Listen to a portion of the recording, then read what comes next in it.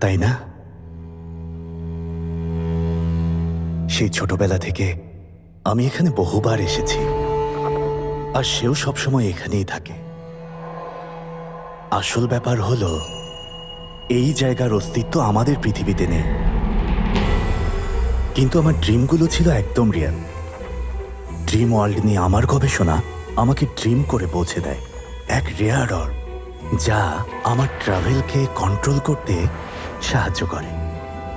প্রাচীন গ্রন্থ অনুযায়ী এটি প্ল্যানেটের শীতলতম রিজিয়নে পাওয়া যায়, তাই আমি সেটার খোঁজে বেরিয়ে পড়লাম। কিন্তু আমি বড্ড তাড়াহুড়ো করে ফেলেছিলাম। যেটাকে আমি সহজ পথ ভেবেছিলাম, সেটাই আমার বিপর্যয় হয়ে দাঁড়ালো। পথের এত নিচে কেউ কোনোদিন আমাকে খুঁজে পেত না। আমি কখনো সেখান থেকে কোনোদিন বের হতে পারতাম না।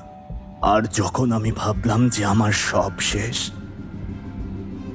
আমি বেঁচে গেলাম, তবুও আমার অভিযান তখনও শেষ হয়নি। এই পরাজয়ই আমাকে ধৈর্য ধরতে শিখিয়েছে। আমি ড্রিম কোর খুঁজে পেলাম। এখন আমি আমার সুন্দর ড্রিমগুলোকে বাস্তবে রূপ দিতে পারবো। কিন্তু বাস্তবতা বড্ড বেশি অনিশ্চিত। বাস্তবতা এমন মুহূর্ত নিয়ে আসে যা আমাদের প্রায় মেরেই ফেলে, আবার এমন বন্ধু এনে দেয় যারা আমাদের সেভ করে।